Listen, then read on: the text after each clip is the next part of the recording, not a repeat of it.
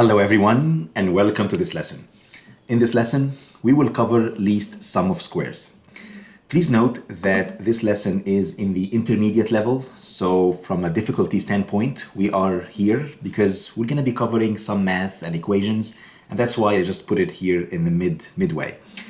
Let me remind you what we have done in the previous task. In the previous task, we learned about simple linear regression, and we covered the fundamentals of simple linear regression. We also learned about the simple linear regression equation, which is simply a straight line equation, and y equals to b plus mx. And we learned that the objective of our task is to try to come up with a model, meaning I need to get the m and b parameters. So m was the slope of the line, which is here, and b was the y-intercept, which is that distance here. And that's essentially all what I'm trying to do. And the question is, how can I obtain these parameters? How can I get the value of m and b? And that's what we're going to be covering right now.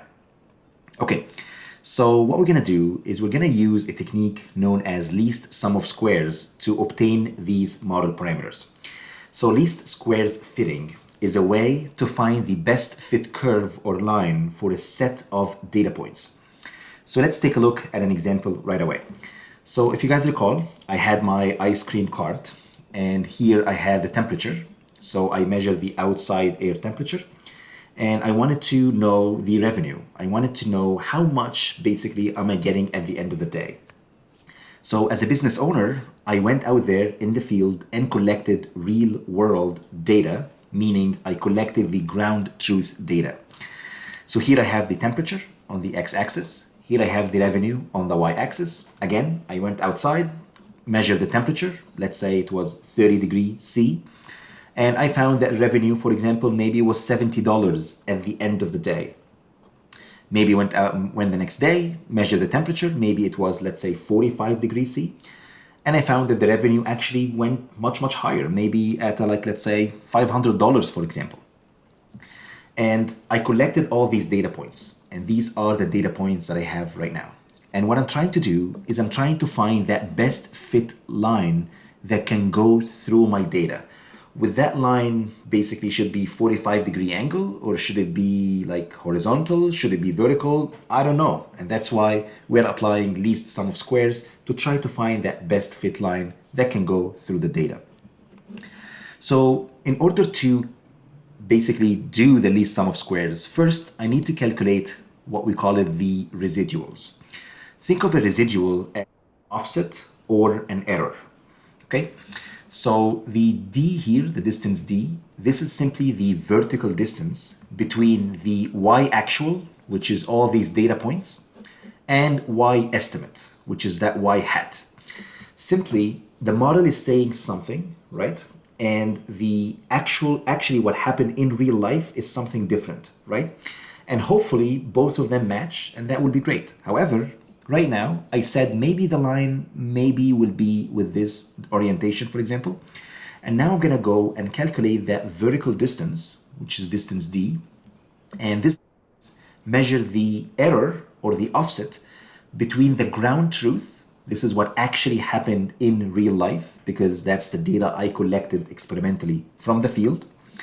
And I'm going to compare that with y hat, and that's going to be my predictions or estimate coming out from my model.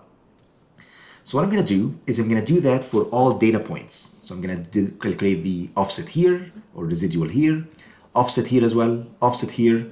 And I'm going to take all these offsets, I'm going to square them up. So I'm going to obtain the square, basically, so y hat minus y squared.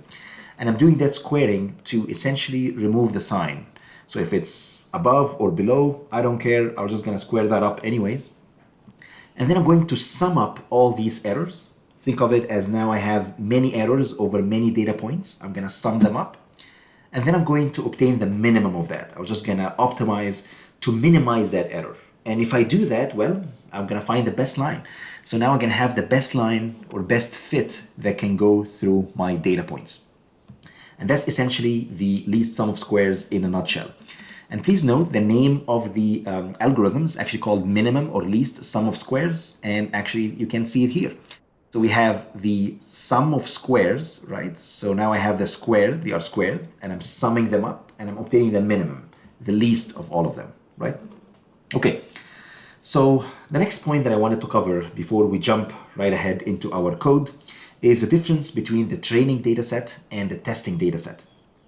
So in machine learning, what we do is whenever we access data, we split that data mostly into 75%, maybe 80%, kind of the bulk of the data will be used for training. However, the remaining data set, which is 20%, maybe 25%, will be used for testing. The training data is used for model training, obviously. Essentially, we take the model, okay, and then we train the model on the training data. Once the model is trained, we go ahead and we wanted to test that model. We want to test that trained model on brand new data set that the model has never seen before during training. And that's a very important point. We wanted to make sure that when we train any machine learning model, that model is able to generalize and not memorize. I wanted the model to perform really well on brand new data set that the model has never seen before during training. And that's the power of it. Think of it as a student. What we do is, as a professor or an instructor, we essentially provide you guys with examples. We provide you with kind of the concept. I want you to understand the concept.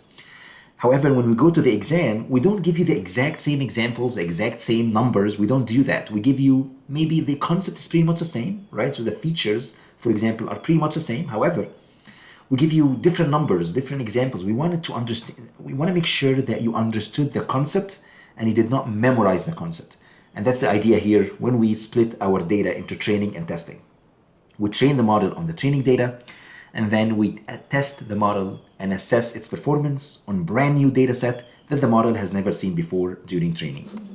Okay, so here we have our temperature and revenue table. We essentially divide them into 75% or maybe 80% for training, and then the remaining data, which is 25% approximately or 20%, will be used for testing. Okay, all right. So if you guys wanted to read a little bit more about simple linear regression, please know that this is just kind of like a snapshot, essentially, of simple linear regression and least sum of squares. If you guys wanted to read a little bit more, you can go ahead and check out these resources. This is the first book entitled Understanding Machine Learning, From Theory to Algorithms. And the other book is called An Introduction to Statistical Learning. And please know that both books are readily available and they are actually free. So let me show you the actual, so if you click, for example, on this link here, it should open in a brand new tab. And this is the tab I got here. And if you scroll down to page 123, so 123, you should be able to get the simple linear regression. Let me zoom in a little bit.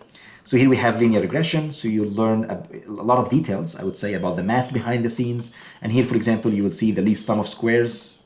Of course, you might find the actual terminologies are a little bit different, but the concept is still the same. We're trying to find, this is the least square section. We're trying to find the best fit line that can go through my data. Okay. All right. So now it's time for a quick, brief quiz. I want you guys to match the equations to the figures. So here I have a bunch of data points, and here I have a straight line here that can go through the data. And here I have, again, another curve, right? So here I have a bunch of data points. I have a line here as well. And now I have two equations.